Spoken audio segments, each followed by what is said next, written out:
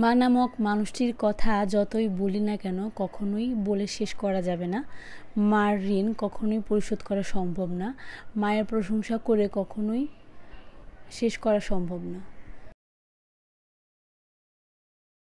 সবাইকে জানাচ্ছি মা দিবসের অনেক অনেক শুভেচ্ছা। সকলের মা অনেক ভালো থাকুক, সুস্থ থাকুক, এই কামনা ঈশ্বরের কাছে করি। তো সবাইকে শুভ সকাল। আপনারা সকলে কেমন আছেন? আশা করছি ভালো আছেন। আমরাও বেশ ভালো আছি। এটা হচ্ছে আমার মা দিবসের দিন করা একটা ব্লগ।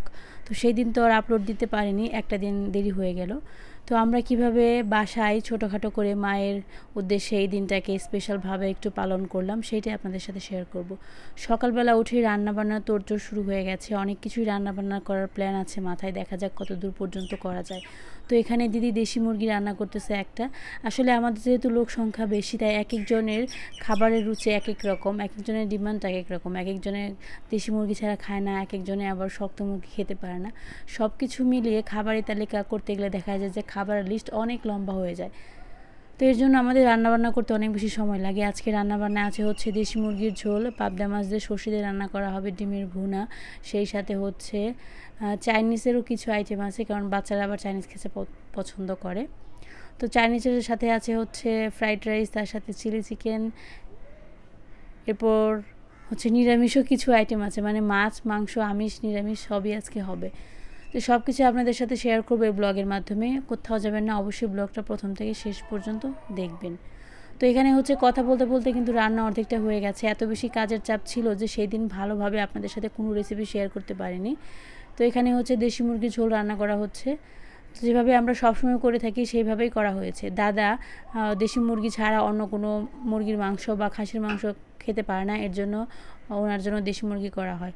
আর এদিকে হচ্ছে বাবা আবার মাংস খায় না, তার জন্য মাছের আইটেম আর একটা ডিম ভুনা করা হবে। আবার এইদিকে হচ্ছে অর্চি চাইনিজ খাবার পছন্দ করে, আজকে হচ্ছে চিলি চিকেনটা অর্চি রান্না করবে। তো এখানে চিলি চিকেনের জন্য মাংস মেরিনেট করে রাখতেছি, আদা, পেঁয়াজ, রসুন, গোলমরিচ, সাথে হচ্ছে সয়া সসটা মনে হয় দেইনি। যাই হোক, আমি আসলে এটা সম্বন্ধে অত বেশি অভিজ্ঞ না। তো এদিকে হচ্ছে সর্ষে রান্না করা হচ্ছে, কালি জিরা ফোড়ন দেওয়া হলো, তার মধ্যে দেওয়া হলো পেঁয়াজ, রসুন, আদা পেস্ট। মশলাটাকে একটু কষে নিতে হবে। এখন দেওয়া হলো টমেটোটাকে একদম গ্রেটার দিয়ে গ্রেট করে নিয়েছি। এরপর হচ্ছে হলুদের গুঁড়া, মরিচের গুঁড়া, পরিমাণ মতো লবণ, সর্ষে বাটা দিয়ে মশলাটাকে কিছুক্ষণ কষিয়ে নিতে হবে।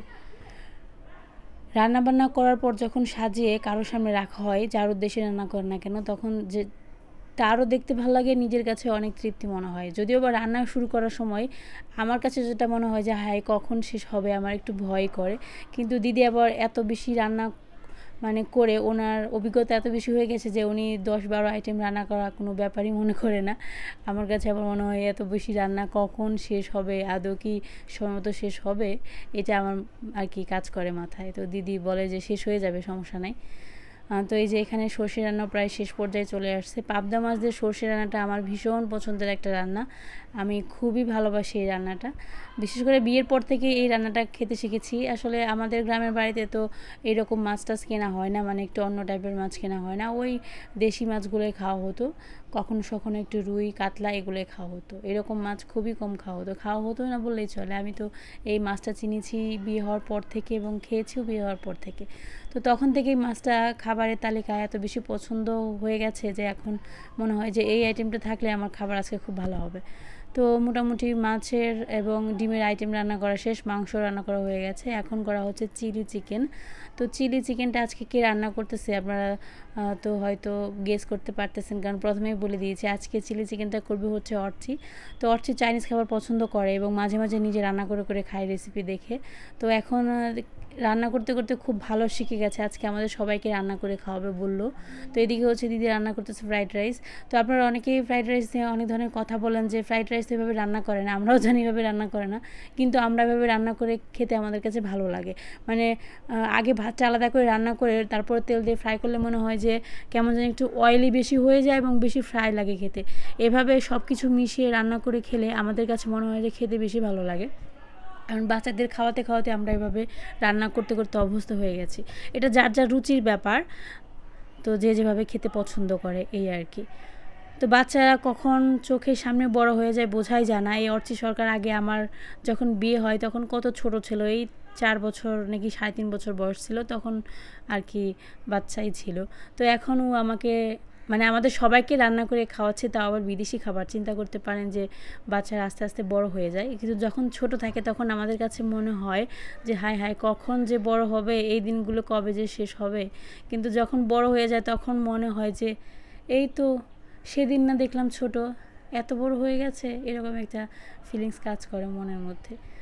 সময় এবং দিনগুলো খুবই তাড়াতাড়ি কেটে যায়, এগুলো হিসাব করে পারা যায় না। তো যাই হোক, চিলি চিকেনের রেসিপিটা তো ওইভাবে আপনাদের সাথে শেয়ার করতে পারলাম না, আসলে আমি নিজেও জানি না ঠিক কী কী মশলা ও ব্যবহার করেছে। তো এখানে পেঁয়াজ, ক্যাপসিকাম, এরপর কিছু মশলা একসাথে আর কি একটু হালকা করে ফ্রাই করে নেবে। এরপর হচ্ছে মাংসটা আগে ডিম দিয়ে আর কিছু মশলা দিয়ে ফ্রাই করে নিয়েছি, তারপর এখানে টমেটো সস ব্যবহার করলো। চাইনিজ খাবারগুলো আমার অত বেশি পছন্দের তালিকায় পড়ে না, আমি রান্না খুব কম করি, শুধুমাত্র চাইনিজ ভেজিটেবলটা একটু বেশি রান্না করেছি, তাছাড়া অন্য কোনো আইটেম খুব বেশি রান্না করা হয় না। এখন আবার অর্চি পছন্দ করে, এর জন্য অর্চি নিজে নিজেই রান্না করে খায়। তো আজকে আমাদেরকেও রান্না করে খাওয়াবে। এখন হচ্ছে কর্নফ্লাওয়ার দেওয়া হলো ঠান্ডা জলের সাথে গুলিয়ে। রান্নাটা প্রায় হয়ে গেছে বললেই চলে। এই রান্নাটা হয়ে গেলে আমাদের আজকে রান্নাবান্না শেষ। দেখতে পাচ্ছেন কত সুন্দর হয়েছে, রান্নাটা খেতে খুবই ভালো হয়েছিল, মনে হচ্ছিল না যে বাসায় রান্না করা হয়েছে, একদম রেস্টুরেন্টের মতো হয়েছিল খেতে। সত্যি অর্চি খুব ভালো রান্না শিখে গেছে বলতে হবে এটা।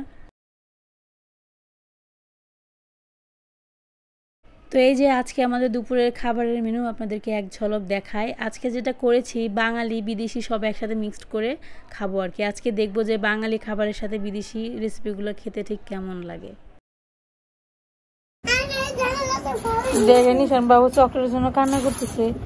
আজকে মা দিবস, তার জন্য অর্থী সরকার আমাকে একটা চকলেট গিফট করছে। কত বড় চকলেট গিফট করছে দেখেন। সেই চকলেট নিয়ে এখন কারাকারি লাগছে ঈশানার মধ্যে। এই দেখেন সারা তাকে রয়েছে চকলেটের দিকে, ঈশানা চকলেটের ভাগ খাওয়ার জন্য বসে রয়েছে। কিন্তু আজকে তো মা দিবস, আজকে শুধু মাই রাখাবে, পোলা পান্ডা খালি সে দেখবো ওইদিক যা।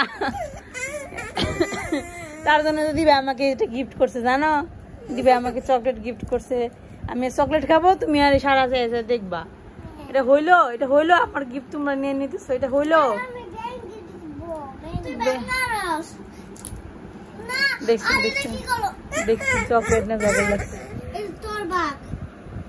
আমার হাতে দে চকলেট, আমার হাতে দে, আমার হাতে দে চকলেট। আমি দেখে নই আগে কেমন চকলেট পাবা। অনেক মজার চকলেট দিচ্ছে তো। সবাইকে দিয়ে আসো, একটা দিদিকে দিয়ে আসো, যাও দিদিকে দিয়ে আসো, সারা যা পিসি মনি কেমন দাঁড়া। দুপুরবেলা এত কিছু রান্নাবান্না করা হলো, আর সন্ধ্যাবেলায় কেক কাটা হবে না, এটা কি হতে পারে? অবশ্যই হতে পারে না। আর আমাদের বাসায় তো বুঝতেই পারছেন যে বাচ্চা পার্টি তো আছেই। ওরা যদি কখনো শুনে যে আজকে একটু স্পেশাল দিন আছে বা কেক কাটার কোনো অজুহাত আছে, তাহলে সেই দিনটাকে আর বিফলে যেতে দেবে না। তো সন্ধ্যাবেলা কী করার করেছিল, কেকটা আসার পর সবাই মিলে একটু টুকটাক সাজুগুজু করে এখন কেক কাটা হচ্ছে।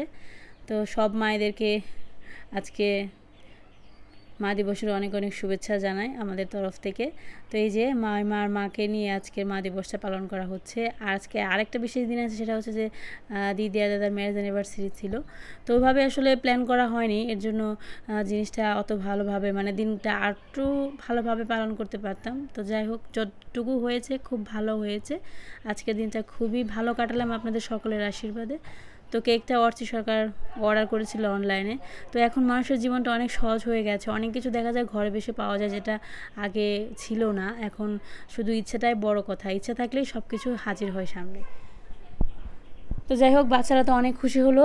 আসলে এই সমস্ত দিনগুলো বাসায় পালন করলে দেখা যায় যে একটু একঘেয়েমি লাইফ থেকে বের হওয়া যায়, একটু ভালো লাগে। আর বাচ্চা থাকলে তো বাসায় বাচ্চারা বোর হয়ে যায়, তো ওদেরকে আনন্দ দেওয়ার জন্য এই দিনগুলোকে একটু স্মরণীয় করে রাখার চেষ্টা করা হয়। ঈশানবাবু তো মহা খুশি, ঈশানবাবু কেক দেখলে এত এত খুশি হয়, মানে কেক কাটা জিনিস ওর কাছে ভীষণ ভালো লাগে। তো এই হচ্ছে একটা ব্যাপার। তো এই তো আমি তো আর ক্যামেরার সামনে আসিনি আজকে, ওইভাবে রেডি হইনি, তাই ভাবলাম যে না আজকে আমি বাদই থাকি, আপনারা বাকি সবাইকে দেখে আজকে ব্লগটা শেষ করেন। তো এই হচ্ছে আমার আজকের ব্লগ। আশা করছি আপনাদের ভালো লেগেছে, ভালো লাগলে অবশ্যই কমেন্ট করে জানাবেন। সবাই ভালো থাকবেন, সুস্থ থাকবেন, দেখা হবে পরবর্তী কোনো নতুন ব্লগে। সবাইকে জানাচ্ছি অনেক অনেক ধন্যবাদ এতক্ষণ আমাদের সাথে থাকার জন্য। সবাইকে টাটা, বাই বাই।